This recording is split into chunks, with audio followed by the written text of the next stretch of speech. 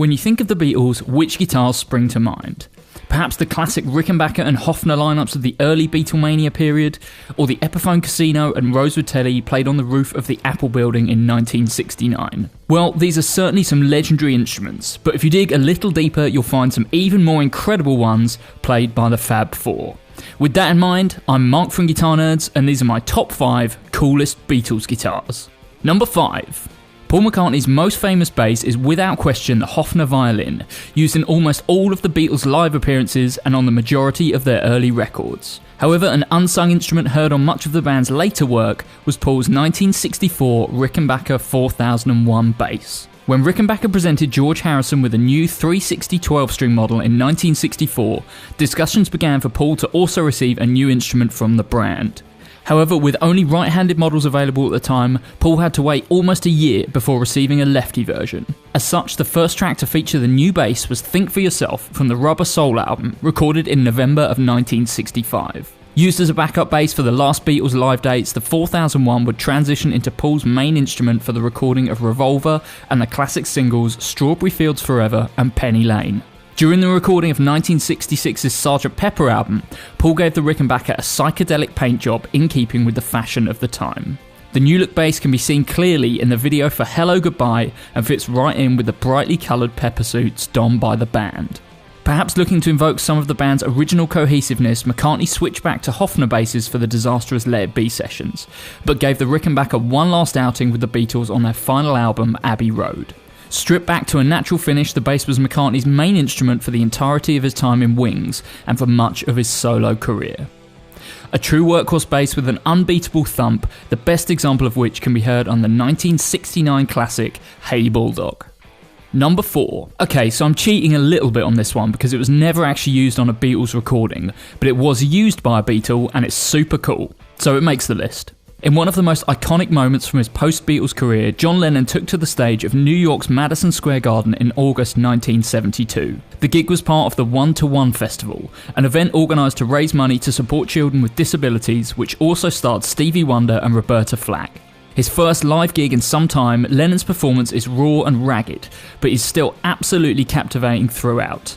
And for us guitar nerds, the guitar he is playing is an absolute treat. Originally a stock Les Paul Jr., the guitar would have featured a single P90 pickup and a tobacco sunburst finish. However, by the time it reached the stage of MSG, Lennon had sanded it back to bare mahogany and added a second neck pickup.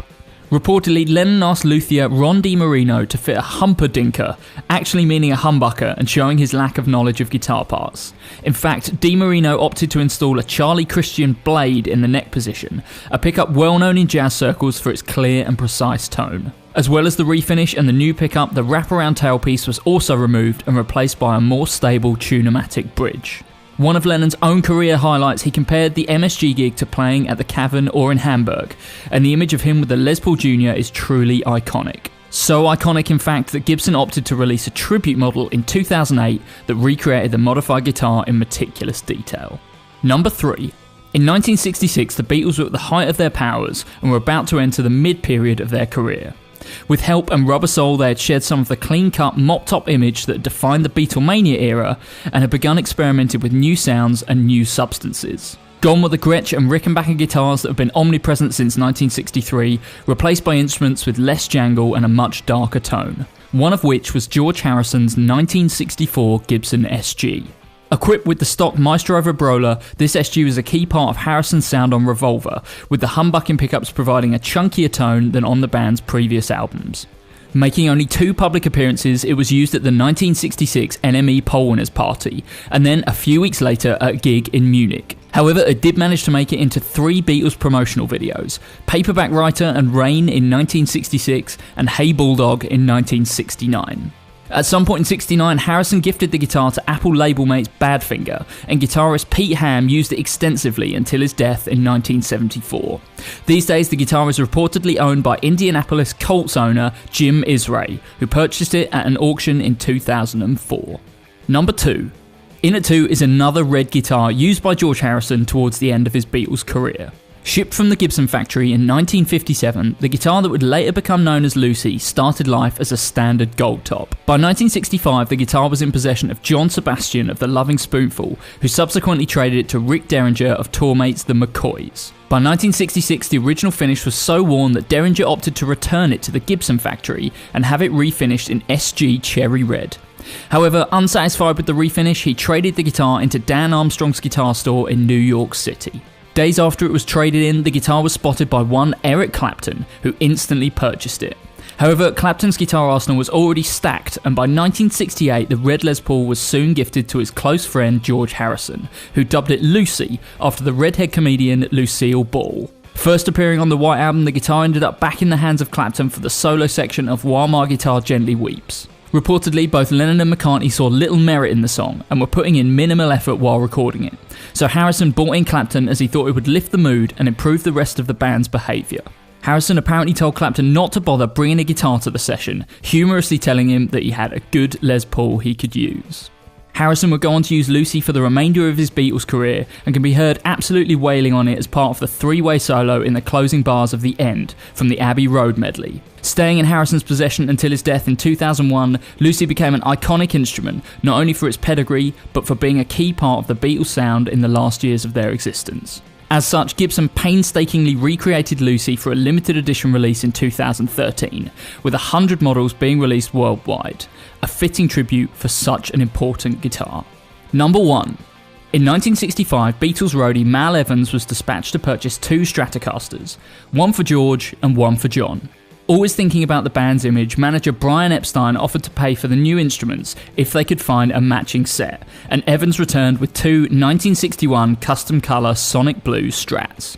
Putting the new acquisitions to use straight away, the band first utilised the signature twang of the Strat on their single Ticket to Ride, and on much of the following Rubber Soul album. For a great example of just how the band used the Strat to full effect, check out the unison solos from Nowhere Man. Neither Strat was used for live appearances, but Lennon can be seen playing his in soundcheck before switching back to a trusty Rickenbacker. Both guitarists favoured the blue Strats throughout the recording of Revolver, and Lennon can even be seen using it through some of the early sessions for Sgt. Pepper. And while the instrument seemed to fall out of favour with John around this time, George gave his a unique makeover in keeping with the era. Taking various Dayglow paints, Harrison covered the entire front of the instrument in an array of rainbow colours, adding rock and roll phrases including Go Cat Go and Bebop-a-Lula.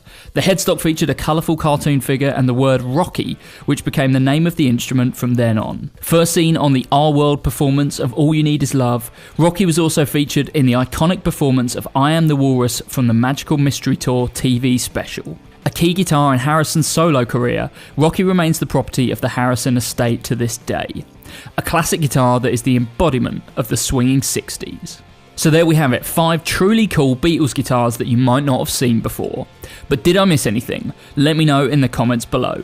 If you like what you saw, remember to like the video and subscribe to Guitar Nerds because we've got lots more videos coming for you very soon. Thanks very much, and we'll see you next time.